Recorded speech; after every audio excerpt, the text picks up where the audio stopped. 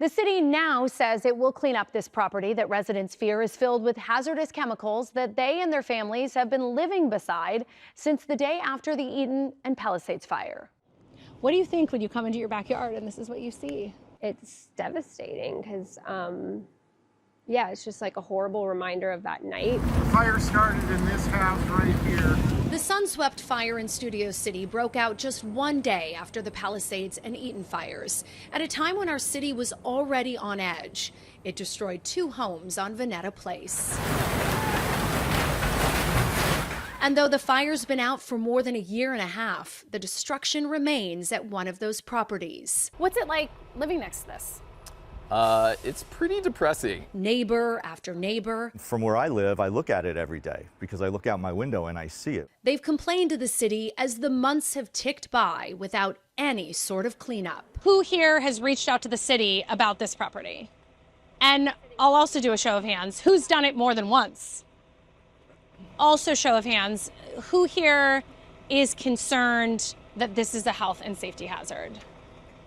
Neighbors worry about asbestos and lead and the damaged electric car still sitting in the driveway. And when the winds come in, the rains come in, you have things running off from this home, things are blowing off, and you have this big structure right there that at any moment feels like it could be coming down, falling on someone, a city worker, anyone who's using this street. Jen Stanley just moved back into her home this summer. She lived right next door to the 2 properties that burned. She's also a mom of 2. You've actually heard things or seen things fall from the property? You know, we can see the roof line every day. It's like the roof is constantly collapsing further, debris falling into the street. This home is now in foreclosure, and neighbors say it's been a constant battle to figure out who is responsible for cleaning it up. The responses that we get are basically we can't do anything because the owner of the house has to address this. That's the response that I've personally received 3 times from the city. What has the city's response been to your concerns?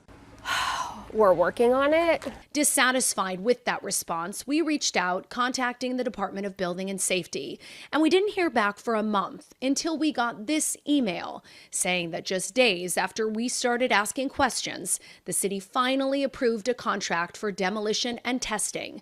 Neighbors say they're relieved, but frustrated it's taken this long. Being ignored for 18 months seems pretty unreasonable for me. The city says the delay was due to the time given to the property owner to resolve the code violation for not properly cleaning it up. Once a notice of non-compliance was issued, LADBS says it was able to solicit bids from contractors.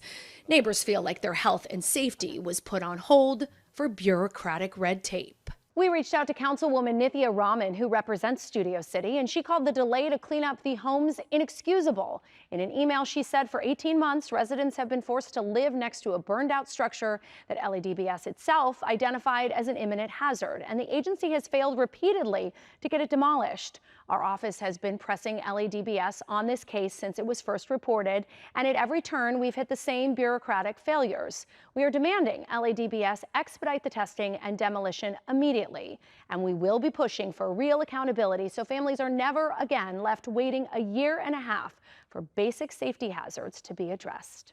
Kristine Lazar, CBS LA.